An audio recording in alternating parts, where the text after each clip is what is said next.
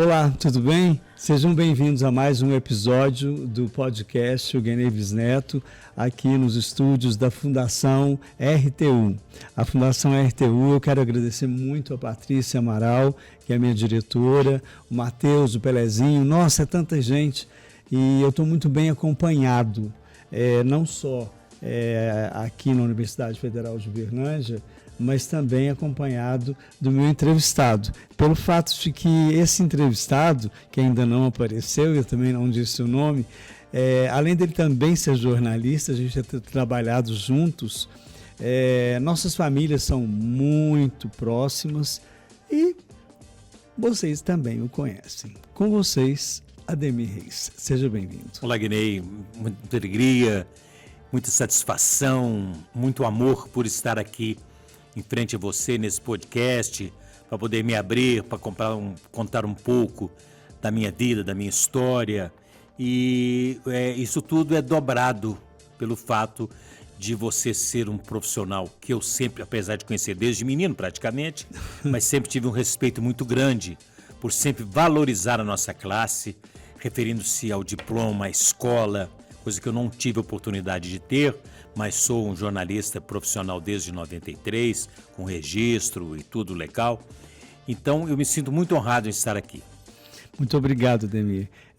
Eu vou começar dizendo que aonde eu moro hoje, que é no Fundinho, foi onde você nasceu, né? Realmente, minha família tem uma história bonita no Fundinho. Não tão bonita, porque começou com um assassinato. Cara de espanto do Guiné é ótima. Eu nasci, eu sou mais velho de 5 irmãos, como todos os meus irmãos, meus tios, minha mãe, na Augusto César, 65, em frente à casa do professor Zé Inácio de Souza, professor Ana Godoy de Souza. E meu avô tinha uma barbearia no coreto da Praça Clarimundo Carneiro.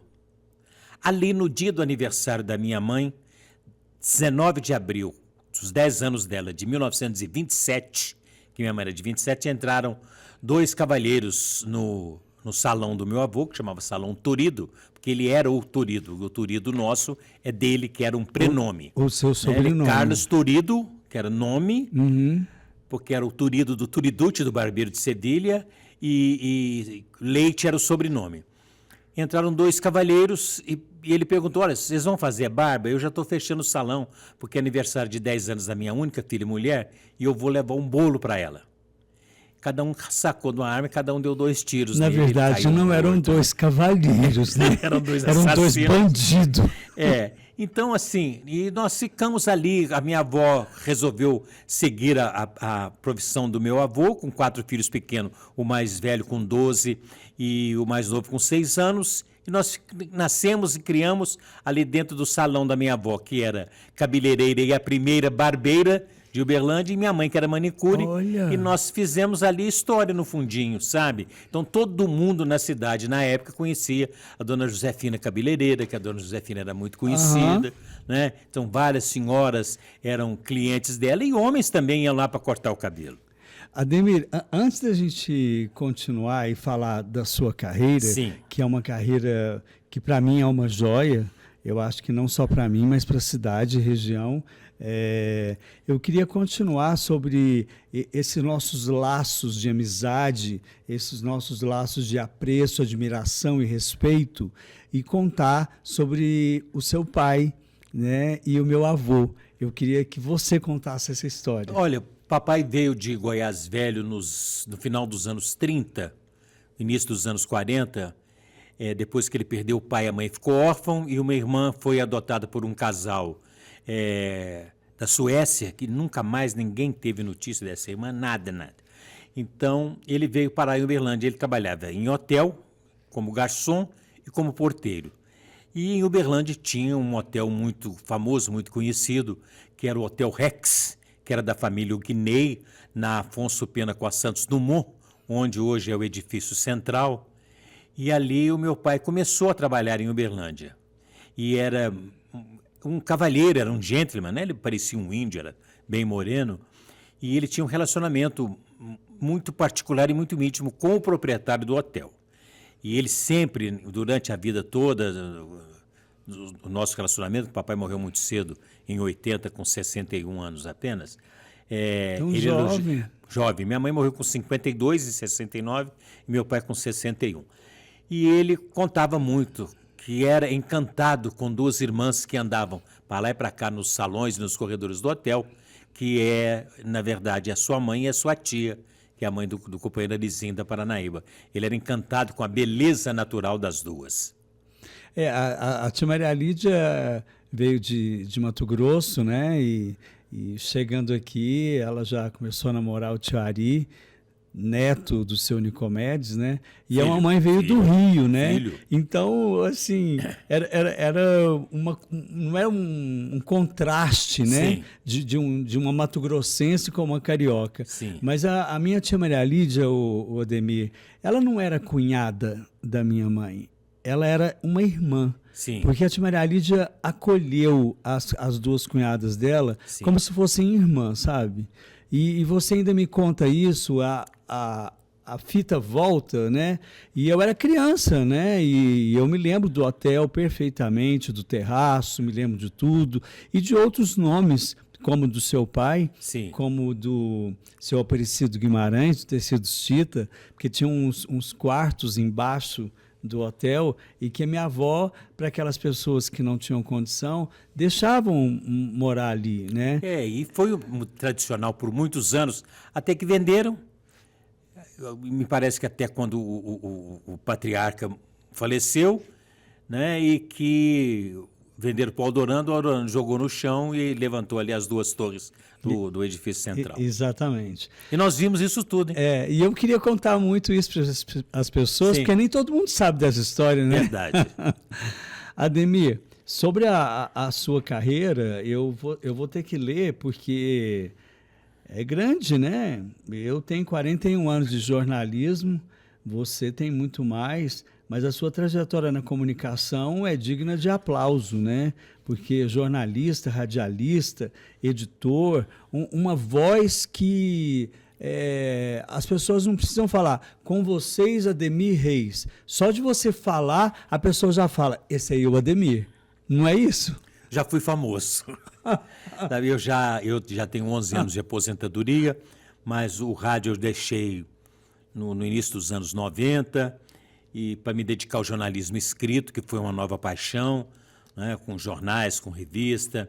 E eu já tinha um envolvimento com um jornal muito grande quando o Dr. Zaire, com a equipe dele, me convidou para trabalhar no início do Primeira Hora. Sabe, que eu fui com o Orestes, as coisas, você estava lá. E o que pouca gente sabe, eu sempre tive uma paixão, uma idolatria muito grande com o Dr. Zaire. Mas ninguém sabe por quê. Fui até muito criticado, todo mundo era Virgílio, eu era Zaire. Eu quero contar, posso contar? Lógico. Nós tínhamos um contraparentesco. E o Zaire me chamava de contraparente. Por quê? Conheço o Zaire desde menino, que eu era criança em casa, escutava a vovó falar, olha, vai chegar o filho da Dona Santa que faz medicina no Rio, eles vão fazer um Natal, um jantar para ele, que o Zaire é o primeiro médico da família e tal. Por quê? Eu tenho uma tia, uma menina que minha avó criou, que chamava Canelita, que casou-se com o irmão da Dona Santa. Meu tio e padrinho era irmão da mãe do Zaire. Então, antigamente, aquilo tudo era uma família só. Né? Então, como se fosse um primo. Ou era amigo, né? Ou era parente. Justamente, né? Justamente. Então, tinha essa ligação, essa amizade muito grande, né? Com a família Machado da Silveira, que era a família da mãe dele, com a família do seu João Rezende, que era o pai, né? Que era irmão do Tony Rezende, da dona Laís, da dona Corina. Então, são pessoas que eu vou citando nomes, os mais antigos que vão saber quem. Então, eu tinha essa afinidade, essa amizade com o Zaire e uma valorização dele muito grande, como profissional, como mestre de cerimônia. O Zaire fazia a inauguração das pracinhas, as coisas que ele fez no primeiro mandato, muito bem feita, e que marcou uma época em Uberlândia, né, de 83 a 88. Então eu tinha essa fascinação com o Zaire, com o jeito dele, da fala mansa, por causa desse contraparentesco, do tio dele, irmão da mãe dele, ser casado com uma tia irmã da minha mãe. Mas além disso que você falou, dessa proximidade, né? a natureza sua e a natureza do Dr. Zaire fizeram com que vocês se unissem também. Sim, né? sim. O que aconteceu comigo, porque a minha família sempre foi vigilista, né? Sim. Com todo respeito ao prefeito atual, que é meu amigo, o Paulo Sérgio, mas eu trabalhei no governo Gilmar Machado. Sim. Né? E eu conheci o Gilmar, conheci a Rosângela trabalhando. E comecei a ter um apreço por eles, porque a gente acha que conhece as pessoas, mas só depois que a gente tem uma certa intimidade é que a gente pode formar um conceito, né? Justamente. Então, e eu sempre fui muito criticado por isso, sabe? Mas entrava governo, saía governo, eu estava lá firme. Até hoje, né? Um colega jornalista uma vez me perguntou, encontrou comigo lá na primeira semana do Gilmar Machado no gabinete do prefeito. Eu estava do lado da Rosângela. A Rosângela tinha sido minha aluna, não que eu tinha sido professor. Eu fui diretor de ensino do Ângulo em 83. O que era o diretor de ensino? Fazia quadro de horário, distribuía professores para a sala, punha os alunos para dentro, recebia os alunos, tinha pai que levava e buscava as filhas na porta, isso em 83. A Rosângela era uma delas, era uma menina linda, tinha os olhos mais bonitos do mundo, e o pai levava e buscava. Então, sempre fui muito amigo da Rosângela desde então. Até ela casar com o Gilmar e até nos dias de hoje temos um respeito muito grande um pelo outro. E esse jornalista, colega nosso, falou, Ademir, mas entra prefeito, sai prefeito. Eu sou aqui da casa, desde a dona Dorama. Dona Dorama foi a mulher do Afrânio Rodrigues da Cunha, que foi vice-prefeito do Zé Fonseca e depois foi prefeito, depois do Geraldo Ladeira, de 55 a... De 59 a 62, não, aí foi Ladeira. 56. Ai, fui nas datas. Bom, então eu passei pela amizade com a dona Dorama, com a dona Marta do Ladeira, com a dona Noêmia do Raul Pereira, com a dona Neuza do Zaire, e veio por aí, depois com a Ana Paula, e depois e agora com a Cárita, né? Não, você conhece até a Cárita, que é isso? A Cárita é filho do Divarni Pina, do Armazém Pina, da Rua Prata, com a Floriano Peixoto, que era caçador de perdizes e codornas junto com o meu sogro. Então, essa amizade com as primeiras damas, me traz para dentro da prefeitura. Mas apesar de que, por trabalhar na Câmara, e é um meio político, é um meio também de muita fofoca, eu não fui até hoje tomar um café, só eu e o Paulo Sérgio. Olha... Então, por que eu vou fazer na prefeitura? Sabe, ajudo, faço publicações nas minhas redes sociais e tudo, mas não fico babando ovo na prefeitura, não, para quê? Paulo gosta de mim. Primeiro, sabe? Que não é a característica sua, sim, né? E segundo, que eu acho que o primeiro ano dele, que foi o ano passado, sim, um ano conturbado, a gente está começando um segundo, mas vai chegar uma hora que você vai lá tomar um café sim, com ele. Lógico, lógico. Não foi falta de convite, muito né? pelo contrário. Me dou muito bem com ele. É porque não apareceu ainda. Tenho verdadeira adoração com o Paulo Eduardo. Para não falar que não fui, tive em 2 cafés com a imprensa. Tem que falar do Paulo Eduardo, que depois ele vai também. reclamar. Paulo Eduardo, o secretário de comunicação, um abraço para você. O Paulo, uma grande surpresa para nós de Uberlândia, ter vindo no secretariado do prefeito Paulo Sérgio, porque é um verdadeiro profissional gabaritado para o cargo. Nós tivemos também acho. Assim, problemas com a comunicação da prefeitura, que não dava certo com o gênio do Odelmo, os que passaram por lá. Só vem encaixar com a Ana no final do governo. Entendi. Mas funcionava perfeitamente a comunicação, nunca tive problemas. Então, mas o Paulo veio, sabe, a carne com a unha, como diziam os antigos. Mas é verdade. Ademir, eu tenho umas coisas para te perguntar, mas sobre essa sua versatilidade, essa memória, essa perspicácia, essa oratória, que hoje é muito raro a gente encontrar, sim, não só no meio da comunicação, mas de uma maneira geral. Mas eu preciso muito conversar com você sobre essa questão do seu currículo, que você começou cedo, né? Em 62, aos 12 anos, você deu os seus primeiros passos como office boy na Rádio Bela Vista, no edifício Tubal Vilela. Justamente, o segundo andar era ocupado todo pela Rádio Bela Vista. Que história linda! Que era uma rádio irmã da Rádio Difusora, que era no meio da praça, em cima da loja do Surrel, a Difusora. Né? E o dono era o mesmo, que era o prefeito da época, que era o Geraldo Ladeira. Porque eu vinha de uma história com 8 anos de idade com o Ladeira. Por quê? Eu tinha um tio e um primo, que era também meu padrinho, que foram candidatos, um a vereador e outro a juiz de paz, em 58. No dia do último comício, de Paulo passou, Paulo Torido, irmão da minha mãe, que foi candidato a vereador e ganhou, junto com o Ladeira, em 58. Um grande último comício na Avenida Getúlio Vargas, de frente ao Correio, com 2 caminhões. Aquilo ali tinha umas 30 mil pessoas, sem exagero, no último comício. Já não se falava mais essa candidatura do PSD, nem da UDN, que era Toninho Rezende de um lado e José Fonseca e Silva do outro. E meu tio falou, nós vamos botar um banquinho, você vai subir no banquinho e vai falar em nome das crianças. Alô mamãe, alô papai, tudo azul. Aqui, prefeito Geraldo Ladeira. Perfeitamente. Eu de calça curta, suspensório, subi naquele banquinho. 1958, isso, 58. E aquilo, e eu empolguei. Já dei o improviso, já dei o sangue na veia.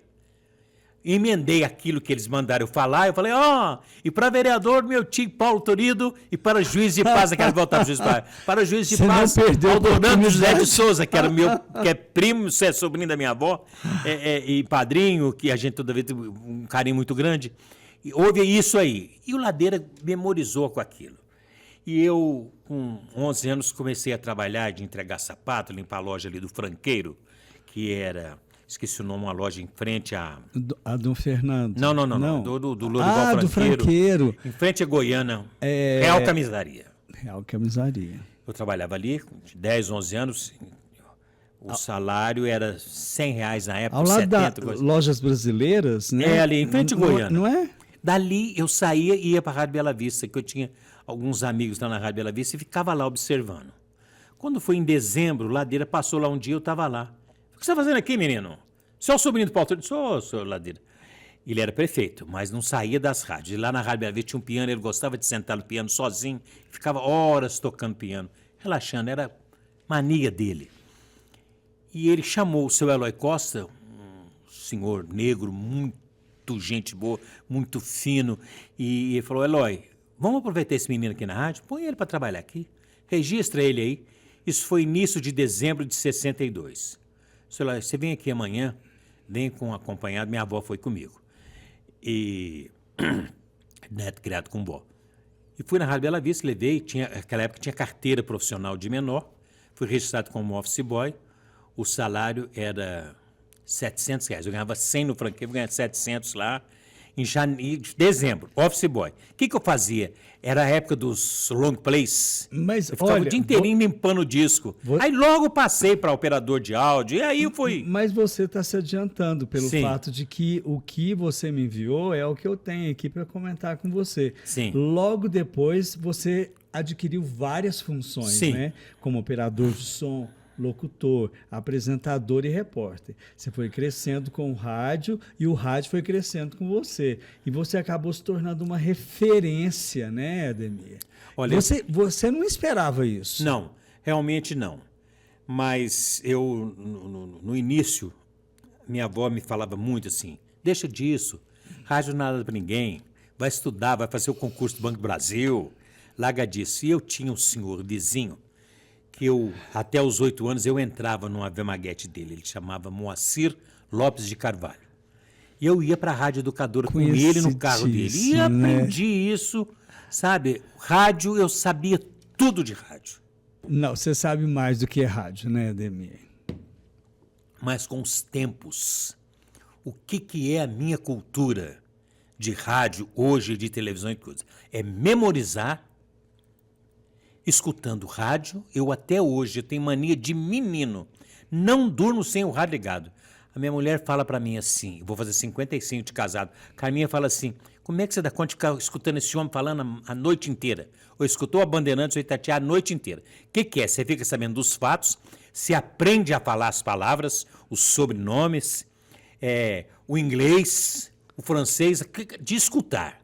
E antigamente de ler, porque até anos atrás ainda tínhamos mídia impressa, jornal, sabe? Domingo de manhã eu punho o Piô e meu filho caçula para ir da Colômbia buscar 4, 5 jornais para ler. Tinha mania de ler Folha de São Paulo, Estadão, Folha de São Paulo, aquilo tudo. Quando eu fui chefe de gabinete do Leonide Bolsos em 91, o Leonide me ensinou, falou, Ademir, você começa a ler aqui as páginas Pares, você lê a página 2, onde tem artigo, lê com atenção, preste atenção, vira, lê a página 4, depois você volta com o mesmo jornal, vai ler as páginas. Então, isso me deu o suporte que eu tenho hoje, sabe?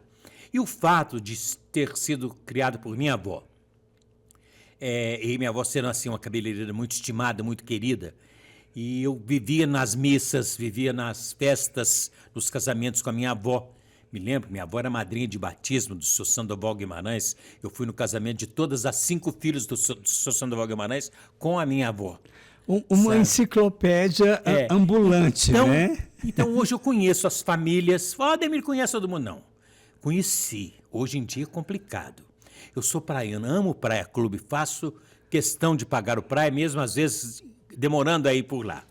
Mas a neta vai, a filha vai, a mulher vai. Vamos mandar um abraço pro Masmorra também, para ele ficar Masmorra feliz, né? E o Masmorra estudava ele, mais o irmão, numa escola particular, numa aula particular, na Augusto César também. Conheço desde que nasceu. O fantástico Masmorra. Então, há pouco tempo no praia, eu parei na ponte, que passa de um lado para o outro no praia. Passou por mim ali umas 5 mil pessoas, num domingo de sol. Guinei, ninguém, mas ninguém para falar assim, bom dia, Ademir, ninguém. Às vezes as pessoas sabem quem eu sou, por causa da mídia, por causa do Instagram, por causa do Facebook, já fui famoso no rádio e tal, mas eu não conheci ninguém. Mas eu queria, não é te corrigir, Sim. não é de forma alguma, mas eu queria fazer um adendo nisso que você fala, porque já me avisaram. Eu fui famoso colunista social. Sim. Não, a gente continua sendo. A nossa história não foi apagada. Não tem borracha que apaga isso, Ademir. A gente continua famoso e com credibilidade. Mas acontece, tem fatos pitorescos que... A gente se adaptou à internet, né? Por exemplo, uma cidade desse tamanho não tem um jornal impresso? Mas são hoje coisas em dia, que nem nas capitais, né? sabe? Então, assim, são tem coisas... alguma cidade do interior, por exemplo, Uberaba, eu sei que tem 2 grandes jornais impressos. Eu ia até Em comentar. Belo Horizonte tem o Estado de Minas, o Tempo, o Hoje em Dia. Mas para o interior já, sabe, com o advento da internet... O próprio Jornal do Brasil no Rio acabou faz tempo, né? Virou tabloide e depois acabou. Então... Ademir, sobre essa memória, eu tenho muita curiosidade e quando eu disse para algumas pessoas que eu ia te convidar, falou assim, eu acho que é a pessoa que tem uma memória mais fantástica de Uberlândia, porque eu quando fui na Câmara conversar com você para te convidar, né, eu te falei, Ademir, você só não sabe o CPF das pessoas. Porque você sabe o nome da rua, você sabe o número da casa, o nome, o sobrenome, quem é primo de quem, né? Além do rádio que você acabou de explicar, você tem algum outro acessório, artifício, para que as pessoas possam ter você como referência e ter uma boa memória? Olha, eu procuro sempre procurei, durante toda a minha vida, manter um relacionamento com a sociedade, assim, com muita firmeza, com muita lealdade e honestidade. Porque se você pega uma caneta e leva sem querer, até você explicar que você levou sem querer, principalmente Uberlândia. Então, eu venho de uma família muito humilde, o pai garçom porteiro de hotel, a mãe manicure, a mãe que morreu com câncer de mama com 52 anos de idade, o pai que morreu com 61 em função da diabetes, sabe? Mas tive uma sorte muito grande na vida, sabe? Casar com a italianinha pequenininha, sabe? Um gênio de mulher que está comigo tem 60 anos, vou fazer 55 de casado, que me deu 3 filhos maravilhosos. O que eu ia falar, os seus filhos são um orgulho para você, porque eles são famosos, né? Porque, por exemplo, a Marcela é sua sobrinha. Sobrinha. Né? A Marcela, ela fez nome na Algar. Sim. Né? Ela é uma pessoa respeitada. Sim. Os seus filhos também. Então, assim, eles fizeram por onde? Mas isso é o quê? A criação. Justamente. Então, quando nós viemos, que eu estava dizendo, de um berço muito pobre, nós estudamos muito. Eu entrei um dia na antiga Brasec, FIT, Pra SEC, depois virou TIT. Eu comecei lá. Com a professora Eloá Marisa de Macedo, mulher do Josefina, tinha feito normal e terminou semana. Josefina é minha irmã abaixo de mim, 1 ano e meio mais nova, que é a mãe da Marcela, da Thaís, que é fisioterapeuta, e do Gustavo, que é auditor fiscal em Goiás. Eu falei para Eloá, você está abrindo a faculdade de serviço social, Josefina está 1 ano sem estudar. Ela é do Inteligência Rara, Josefina toda a vida inteligentíssima. E uma querida. Muito. Então, eu queria uma bolsa, mas a gente não pode pagar nada. Nada. Ela, traz a Josefina aqui, vamos fazer um teste com ela. A Josefina fez, formou na primeira turma do serviço social, né? Depois foi convidada pela dona Neuza Rezende para ir para a prefeitura, depois passou em concurso que o senhor Virgílio fez no início de 89, 90, passou em primeiro lugar, virou secretária municipal de ação social por méritos próprios, foi 20 anos coordenador do curso de serviço social. Então, assim, eu tenho muito orgulho, sabe? Eu tenho um irmão só, mora desde 90 em Belo Horizonte, mas está muitos anos fora de Uberlândia. Só teve um emprego, só na CCO. Sabe, meu irmão chama Adelson, ele é bacharel em Direito, mas nunca exerceu, que ele administrava as obras da CCO como estádio e outras coisas que a CCO fez no Uberlândia. E era como um filho do doutor Edmundo, do seu Ilídio e do doutor Plínio, que morreu recentemente. Sabe?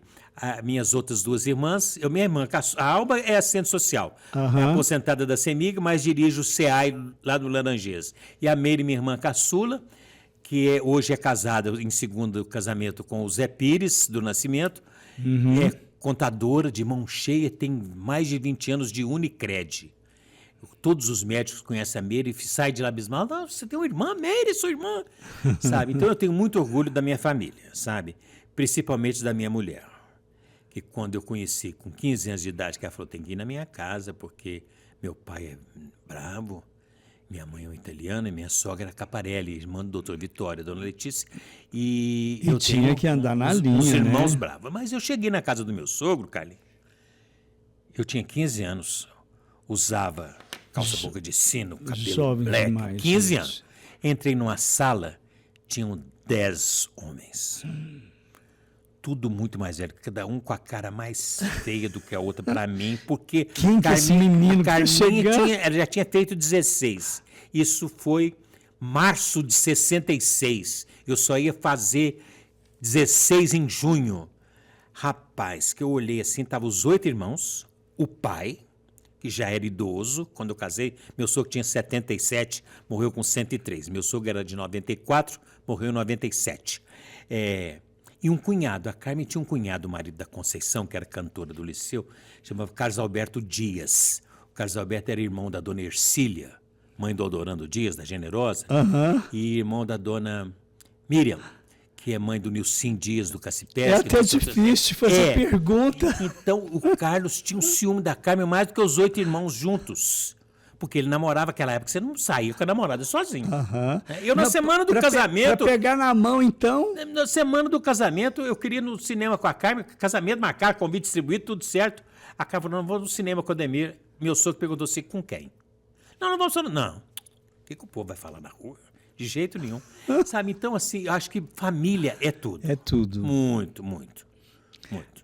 Ademir, a importância da leitura, porque você falou do rádio, né? Sim.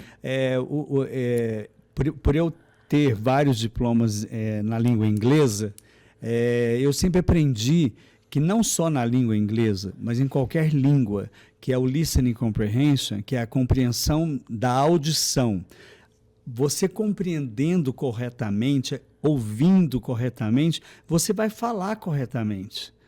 Então, além da experiência sua com o rádio, eu posso agregar também a questão da leitura. Perfeitamente, eu acabei de dizer a você há Né? instantes Porque sobre ler os jornais. O brasileiro não lê, né? De aprender a ler os jornais, ler jornal, ler revista, como eu faço hoje. Eu levanto 5h30 da manhã todos os dias, e de 5h30, 15 para 6, até 6h30, 7 horas, que é quando eu saio de casa, eu estou no celular, não estou em WhatsApp e não estou em Facebook. Mas, Ademir, tinha que ter eu uma estou campanha no Brasil para incentivar a leitura. Então eu vou no site do Globo, vou no site do Isto É, vou no Metrópole, eu quero saber as notícias. Porque você olha nas redes sociais, as pessoas se dão ao direito a fazer comentários, mas elas nem sabem o que elas estão comentando. Interpretação de texto, então, a gente pode até esquecer.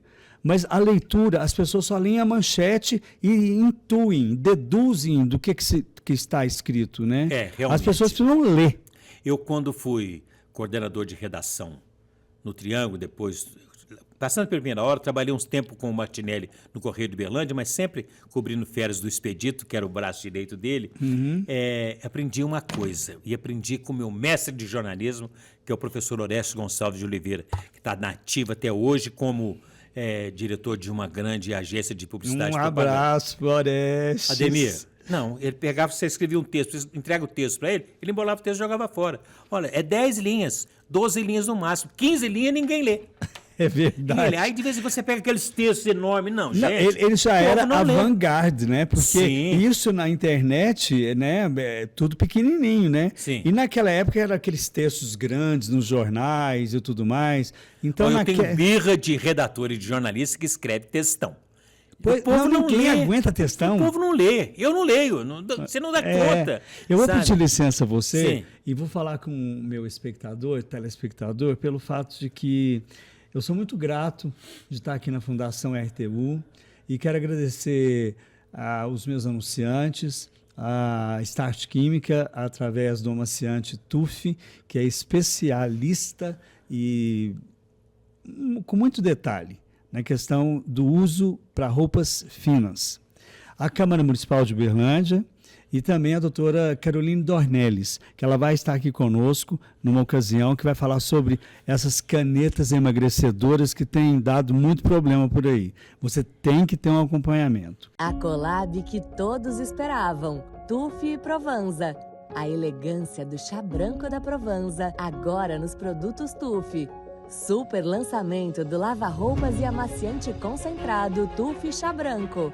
A nova linha deixa as peças com um perfume suave e duradouro, inspirado na perfumaria fina mundial. TUF Chá Branco, o toque de sofisticação da Provanza e o cuidado com roupas da linha TUF. Sou a doutora Caroline Dornelles, trabalho com nutrologia e eu posso te ajudar a mudar de vida com saúde e responsabilidade.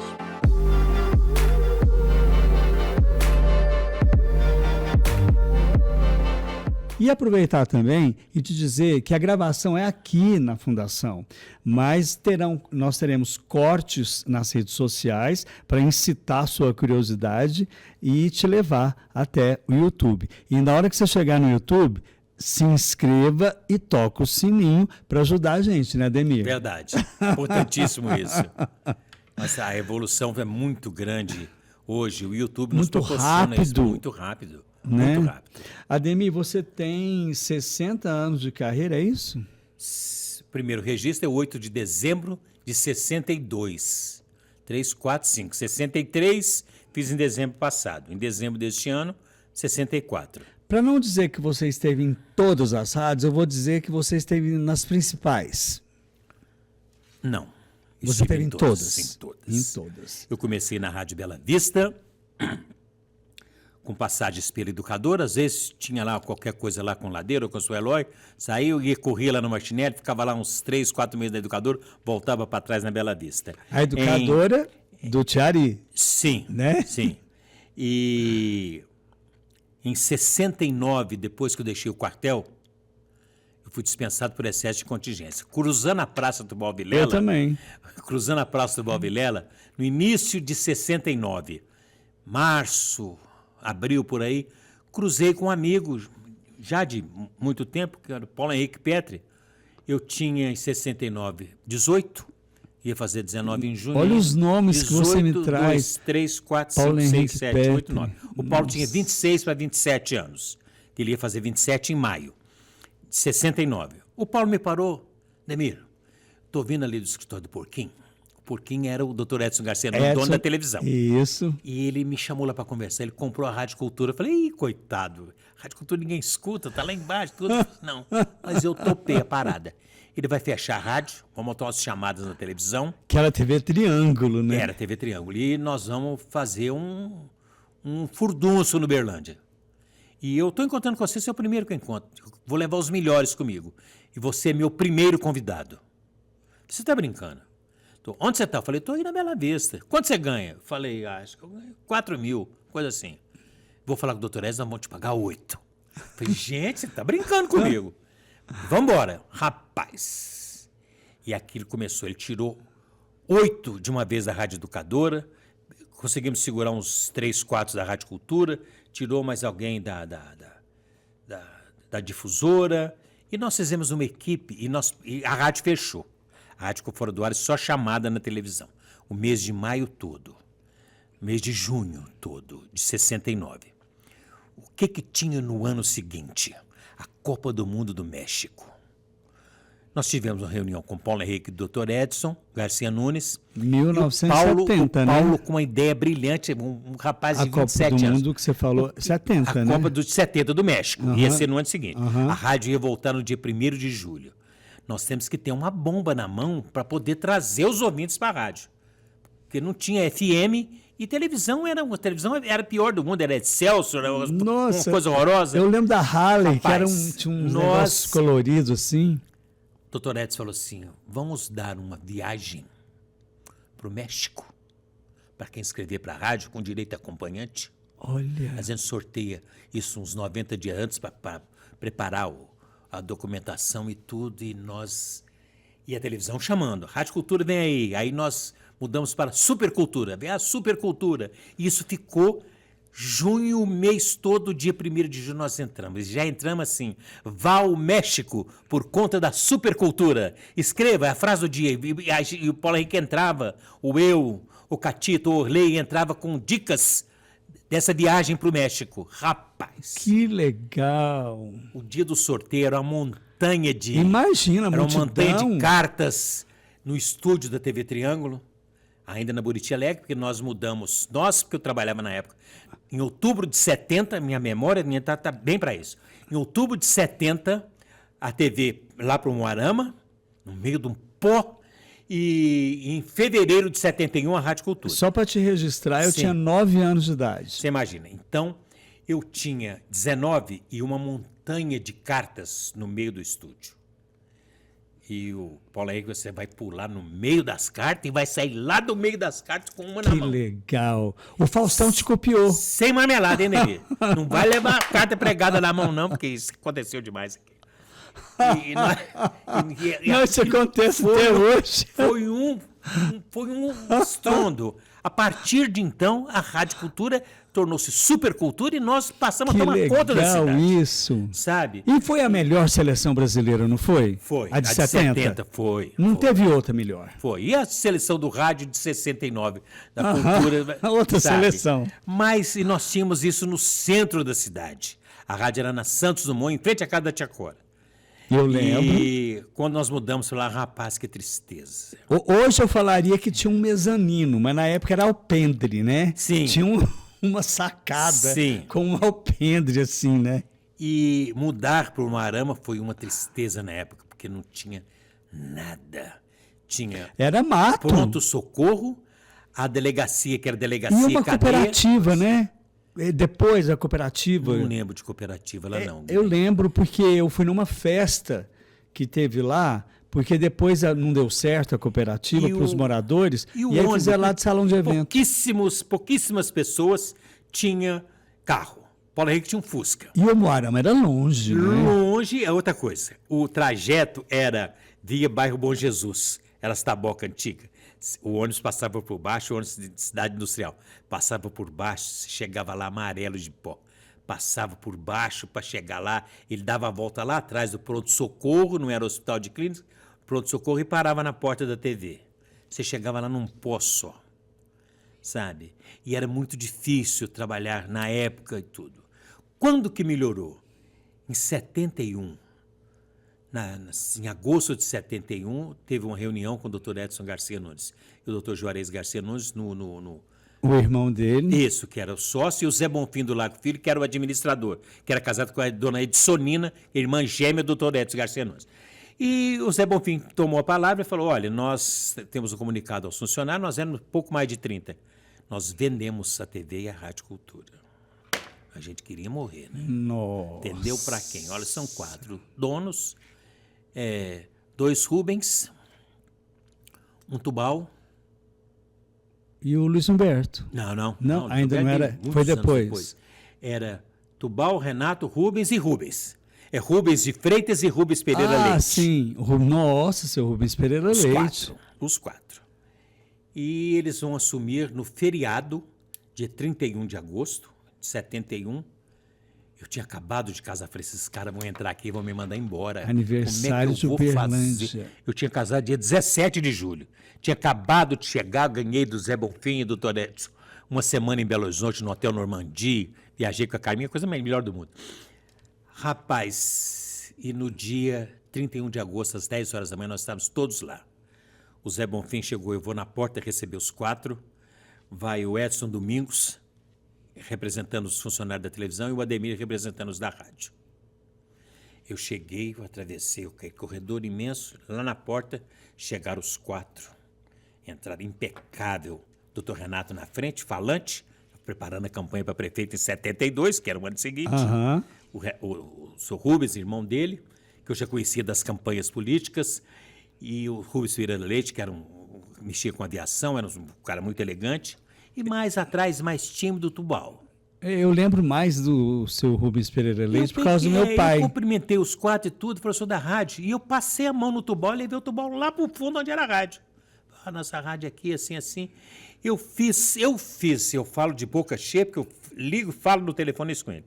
Eu fiz o Tubal ficar apaixonado pela Rádio Cultura. E o Tubal adorava a rádio. Até que anos mais tarde se tornou dono de tudo e tudo, mas eu tive o prazer e a honra de trabalhar 32 anos com o Tubal. Que maravilha. Vinha, quando eu apertava o dinheiro, o Tubal podia mandar embora para me tirar meu fundo de garantia. Eu tinha a carteira profissional, devia ter trazido. De um lado e do outro, a assinatura do Tubal, com reajuste de salário baixo em carteira. Mas assim, uma coisa muito boa na nossa vida para a imprensa, essa venda da televisão e da rádio em 71. O que aconteceu? Logo, o senhor Ari providenciou de colocar a televisão dele no ar, ele só tinha a Rádio Cultura, veio o Ladeira já tinha a FM da difusora, o Ari veio com a Paranaíba. Eu saí da Cultura em 79 para dirigir a Paranaíba em 79. Foi quando nós promovemos uma série de shows com Fagner e Elis Regina, as coisas que a gente fazia no UTC. Voltei para a Cultura. Quando eu voltei para a Cultura, conheci um rapaz que tinha uma boate aqui que chamava 110 Plaza, nos anos 80. Seu Roberto. E ele foi lá no estúdio, conversou com o Paulo, falou assim, eu vou fazer aqui um concurso de dança na boate, e vamos fazer final e semifinal. Não, mas aí você mexeu comigo, né? Dancing Days. Dancing Days. O Paulo falou, Demir, eu era diretor artístico, você cuida disso. E o cara falou, primeira coisa que nós vamos fazer, nós vamos no Rio, estava no auge a novela Dancing Days. Você vai no Rio de Janeiro com o dono da boate, vocês vão trazer lá alguém da Globo para semifinal e para final do concurso. Nós tivemos muita sorte de conseguir trazer. Nossa, Demir. Mas aí essa história é minha, Demir. Mas a contratação do Lauro Corona e da Glória Pires. Sim, mas eu digo como protagonista dançando. Mas aí eu, de apresentador, que eu tenho fotos, e já até mostrei para você isso, estava lá no meio. Eu tenho o álbum até hoje. Carlinho Guinei. Fiquei nas duas, na semifinal porque tiveram 2 concursos, né? Esse que você está falando, e teve um outro do Cajubá também. Esse do Cajubá não lembro, não é da minha época. Eu fiquei em segundo, não é da sua época, é ótimo. Eu fiquei em segundo lugar nos 2. Eu conheci o Reginaldo Faria, a Glória Pires, e na época era o seu Vigílio Galácio. Eu tenho esse álbum até hoje. Né? Junto com a Glória Pires estava o Lauro Corona, né? O Lauro Corona, o UTC estava lotado. 6.000 pessoas. O jurado eu que escolhi. Era a Beth, mulher do Tubal, e era o Gigi, era um grande amigo, meu vizinho, que morreu há pouco tempo, o Gigi. Um beijo para Dalvelista. Isso. Era o Gigi, a Beth, o Lauro Corona e a Glória Pires. A Glória Pires. Não lembro mais. Era a Glória Pires. Agora eu não lembro, mas eu tenho foto, inclusive, dessa mesa de jurado. Sabe? Eu também tenho. Isso tudo, Guinei. O Gilberto Pintaldi com o Niltinho no som. Sim. Né? Então, nós, assim, é muita coisa, muita história, sabe? Essa passagem minha pela Rádio Cultura e pela Rádio Paranaíba em 79 e 80 nos proporcionou conhecer aqui artistas de um valor imenso, que ninguém acredita. Mas veio isso? Há pouco tempo procuraram. Teve um show aí que você estava atrás, que tinha Rita Lee, Tim Maia, não sei o quê. Tava. É verdade. Tava. E eu subia no palco e falava, olha, mês que vem tem Milton Nascimento. Pô, da Vavaia. Mês que vem o Milton Nascimento estava lá. Ademir, me conta uma coisa.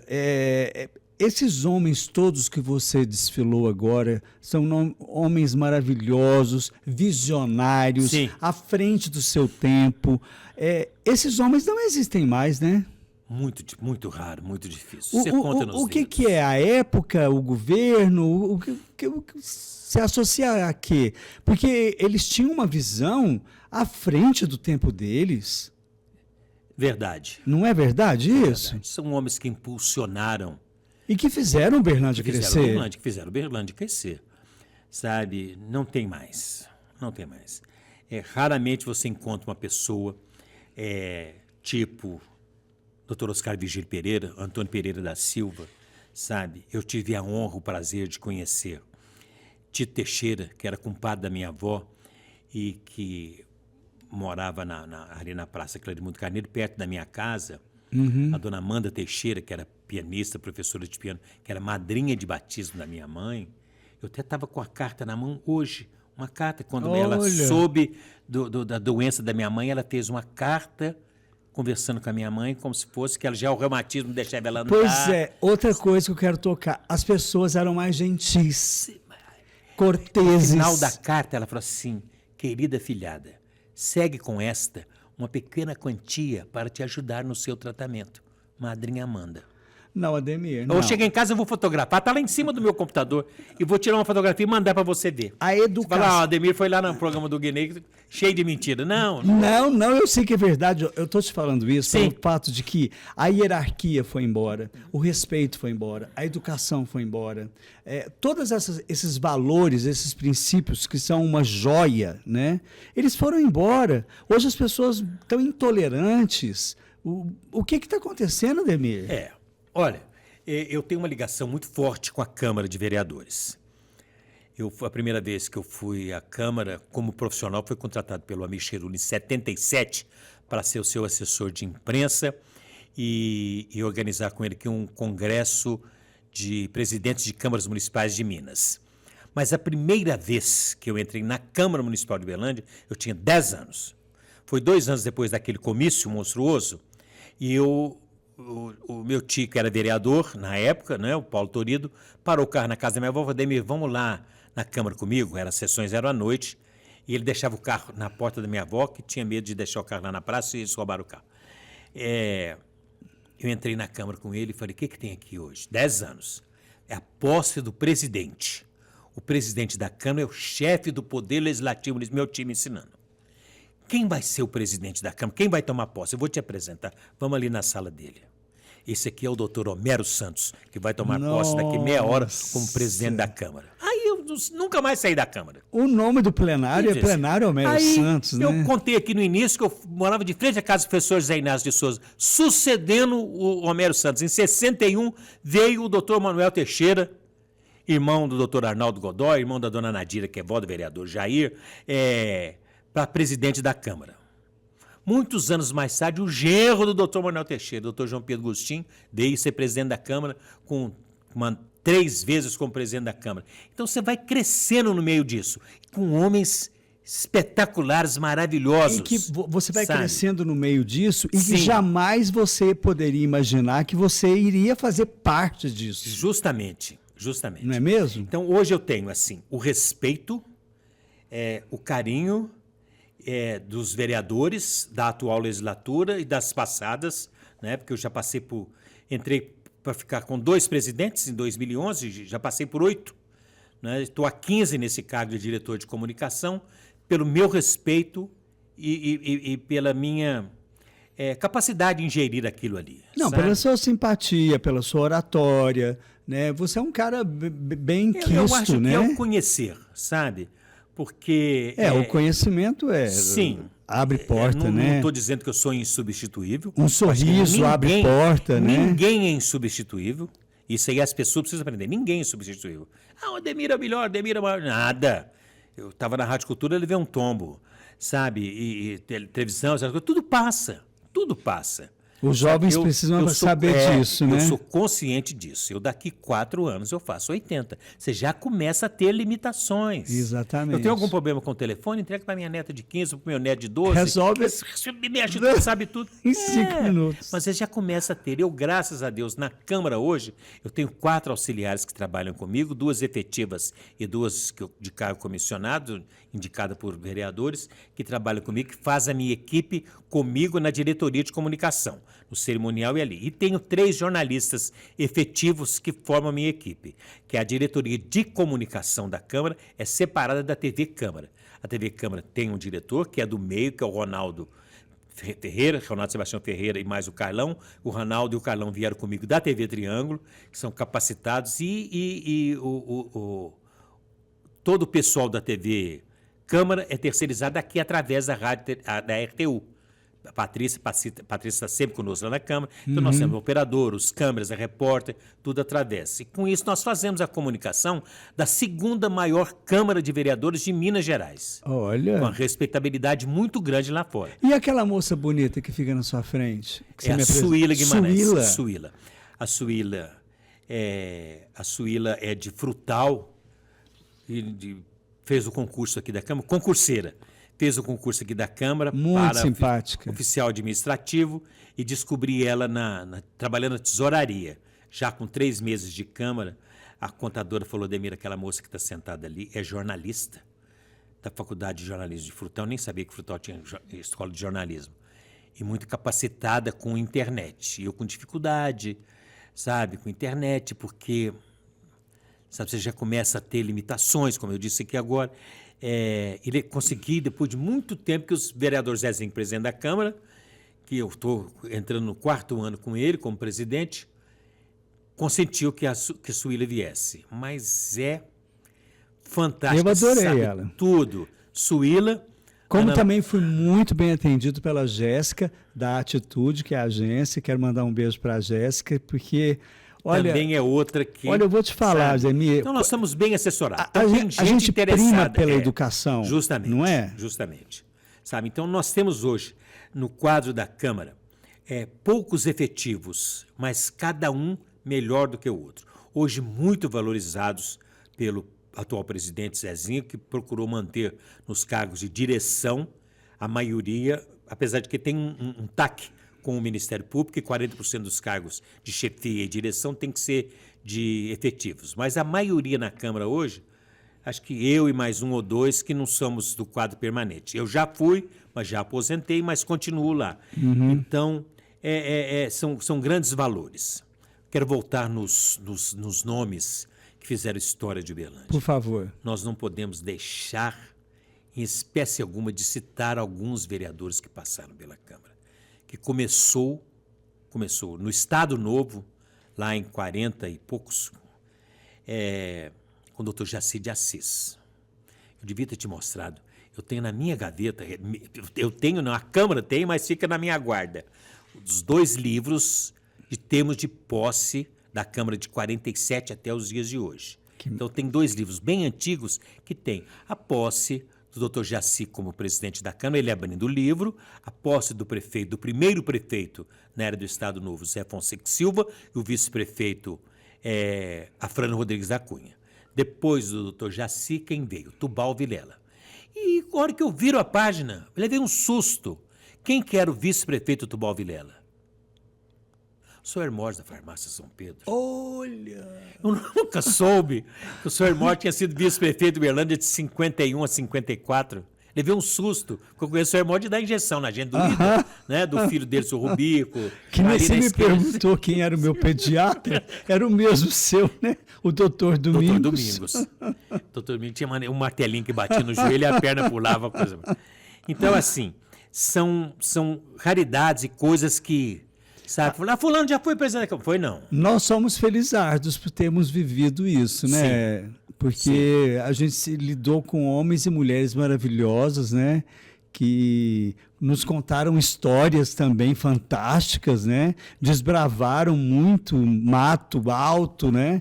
E que hoje, com a internet, com tudo mais, está tudo fácil e tal. Eu acho que é por isso que as pessoas não leem, que essa juventude aí não lê. Porque a gente entregou tudo pronto de bandeja.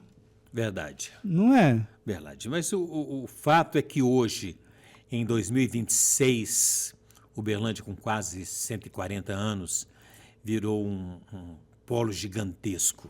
Impressionante. Nós temos muita felicidade a construção de civil ter excelentes aqui. Prefeitos, sabe, preocupados com o desenvolvimento de Uberlândia. Acabamos de eleger um jovem de 60 anos para prefeito de Uberlândia, com todo o respeito que tem o nosso ex-prefeito Odelmo, que faz agora em maio 80. A idade aí não representa nada, porque a cabeça do Odelmo é uma cabeça de 25. Nada. Eu não fui à abertura da FEMEC, mas estava escutando o discurso dele. É uma coisa de, sabe, enormidade. Mas está aí o Paulo. Acho, quem acha não tem certeza, que o Paulo vem fazendo um trabalho brilhante em 1 ano e 3 meses de governo só. Eu também não vou falar certeza, mas eu também acho. Porque quem acha não tem certeza, mas eu tenho certeza que o Paulo vai fazer um brilhante trabalho. Sabe, falar, mas o Paulo não sai da internet. Gente, hoje é isso. Gente, hoje é o Instagram que manda. Não, as pessoas querem incomodar. Eu descobri o filão. Não, as pessoas, quer lá cutucar. Aconteceu o seguinte, deixa eu te contar dos meus defuntos, do meu obituário. Que até agora eu tive do Paranaíba. Você é chamado do maior conhecedor, porque quando você dá a notícia do óbito, você dá detalhes da pessoa, Sim, né? Mas eu vou atrás, procuro a família, procuro saber quem é, se eu não conhecer, se eu conheço, mas eu já peço, olha, me manda uma foto, quem é a esposa, quem é o esposo, quem são os filhos, o que fazia. Que tal. Antigamente a gente chamava de efemérides. Isso. Não é isso? Então, o que aconteceu? Eu não fazia isso, não fazia ideia. Morreu um tio da Carmen, padrinho de batismo, Carmen, minha mulher. Tio padrinho de batismo, que é o doutor Vitório Caparelli, que era um médico muito conhecido. O Belândia, a tia Cora me ligou. Falou, Demir, você tem um Facebook, todo mundo lê o Facebook. Você podia colocar aí da morte do Vitório, porque vamos fazer um velório rápido, vai ser lá na funerária mesmo, eu não quero que leve para a sociedade médica e tudo, para passar logo. Pra quê? Mas eu preciso que as pessoas saibam. Aí eu escolhi lá, peguei um retratinho lá com a Carmen do tio Vitório, né, e coloquei lá, falei, olha, morreu hoje o médico fulano e tal. Passou uns 3, 4 dias, outra pessoa, Demir, morreu aqui o fulano, você pode pôr aí? Demir, você pode pôr aí? Começou a me ligar o doutor Weiss, dono da funerária, Anjo Cruz, doutor Demir, morreu fulano, eu vou começar a te mandar. Você criou uma rede de interlocutores, né? Aí foi acabando o Facebook, ainda tem, né, pouca coisa, o Instagram, eu comecei a colocar no Instagram. Aí o ano passado, o Danilo Cacheta com o Arizinho e o Rogério Silva me chamaram, Demir, vamos fazer isso aqui na Paranaíba também, sabe? Te eleva e tal, mas uma coisa fantástica. Hoje, eu tenho evitado ir a velório. Você sabe por quê, Carlinhos? Eu fico até sem graça. Porque quando eu chego no velório, fica parecendo festa de aniversário. O povo, família, vem concordo tudo plenamente. Em volta. Há pouco tempo, uma viúva falou, Demir, parente lá do norte, lá de Natal, no Rio Grande do Norte, me ligando que viu a morte do fulano, que é parente que eu não vejo há 20 anos, porque leu na internet.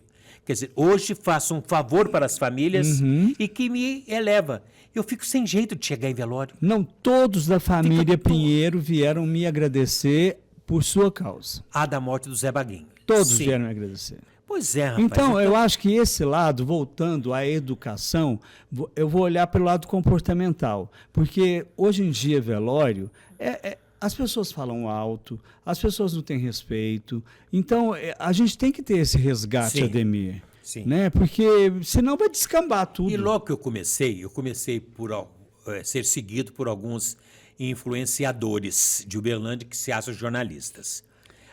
Que bom você falar. Não, repete. Influenciadores que acham que são jornalistas. Obrigado. O que aconteceu? Dá trabalho para fazer. Olha, morreu fulano. Gente, ontem eu fui dormir 1h da madrugada escrevendo biografia de Gerson Brenner. sabe? Que é um artista global, mas Coitado. que teve um episódio muito triste, que levou um tiro trocando pneu na estrada. E buscar, isso dá trabalho. Aí você dá trabalho, você faz o retratinho, põe lá. No outro dia, tá os influenciadores, entre aspas, tudo copiando seu texto. Põe meu texto e não dá crédito. Não dá crédito, não, faço questão. Aí eu andei bloqueando, sabe? E excluindo uns 3, 4 que tomaram vergonha na cara. Mas sabe, eu sou dessa escola aí também. Sabe, vieram...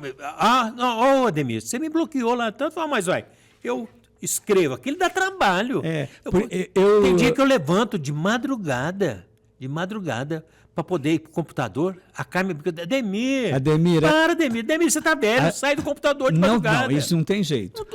A gente é pole position. Não é? Não, a gente não participa do treino. A gente já sai na frente. Então, respeitem. Influenciadores, respeitem. Ademir, eu poderia ficar com você aqui. Já vai acabando? Já. Cheguei aqui agora. Sabe por quê? O papo é bom. Então a gente não vê o tempo passar. Mas eu quero muito agradecer a sua vinda, agradecer a sua família, agradecer a sua amizade, o carinho, o respeito que você tem por mim, por toda a minha família. É muito importante você estar aqui hoje, pelas coisas que você disse, pelas coisas que você representa na cidade. Eu acabei de fazer 65. Você vai fazer 80, eu estou a caminho dos 70. Não, tá 4 ainda, pô, 80. Não. Eu não vou fazer 76. Não, tô brincando. Eu digo assim, eu estou a caminho dos 70 e você a caminho dos 80, verdade. Né? Então, não tem como a gente ser saudosista, até não é de bom tom, a gente tem que viver o hoje, né? A gente tem a história para contar. Verdade. Né? Então, Ademir Reis poderia ser Ademir Reis Google, Ademir Reis Inteligência Artificial, porque a gente nem precisa ir lá procurar, porque é só ligar para você, você já sabe da história. Tem que despedir? Eu quero que você despeça para cá. Por favor. Eu, antes de despedir e de agradecer Guinei e Patrícia, que é a diretora aqui da RTU, cumprimentar pelo programa. Eu estou seguindo desde do ano passado, quando você começou. Amei a entrevista com o prefeito, achei ele muita vontade. Vou chamar ele de novo, vou dar mais um tempinho. Começou muito a torcer as mãos, tudo, mas logo ele estava livre, leve e solto. Foi. Paulo, acredita em você. Eu quero mandar um abraço a uma pessoa que eu não vejo pessoalmente tem muitos anos, mas eu tenho um agradecimento para fazer para essa pessoa. Cláudio Guinei, muito obrigado. Oh, meu Deus essa volta, sabe, que estava me incomodando, me fez muito bem por causa da memória do seu pai. Você sabe de que eu estou falando. É um anjo e acho que um precisa do outro, né? Então... desculpe, tocar nesse assunto íntimo, mas muito obrigado. Carlinhos, que eu chamo o Guinei de Carlinhos a vida inteira, né? Porque ele chama Carlos, já é bisneto, vai vir tataraneto, por aí, mas muito obrigado pelo carinho, pela abertura e a oportunidade de eu contar aqui um pouco de mim, um pouco da minha história. Um pouquinho. Né? Que tem muito mais. Mas eu fui gravar com o Celso Machado, que sempre vi alguma coisa. Deu 4 programas, o Celso falou, Jesus, ninguém nunca deu 4 programas. Bom, muito obrigado a todos, muito obrigado pela audiência. Continue prestigiando meu amigo, sabe? Eu vou fazer um merchan pro Guinei daqui uns dias nas minhas redes sociais. Vamos encher isso aqui de patrocinadores, de valorizar a rádio universitária. Eu estava dizendo para a Patrícia, praticamente a primeira vez que eu venho aqui, tive aqui 1 ou 2 vezes, sabe? A primeira vez que eu vim, fiquei muito emocionado com o quadro que tem o Zé Maria, um amigo que morreu num acidente ali na entrada. Que bom que foi eu que te trouxe de volta. Coisa boa.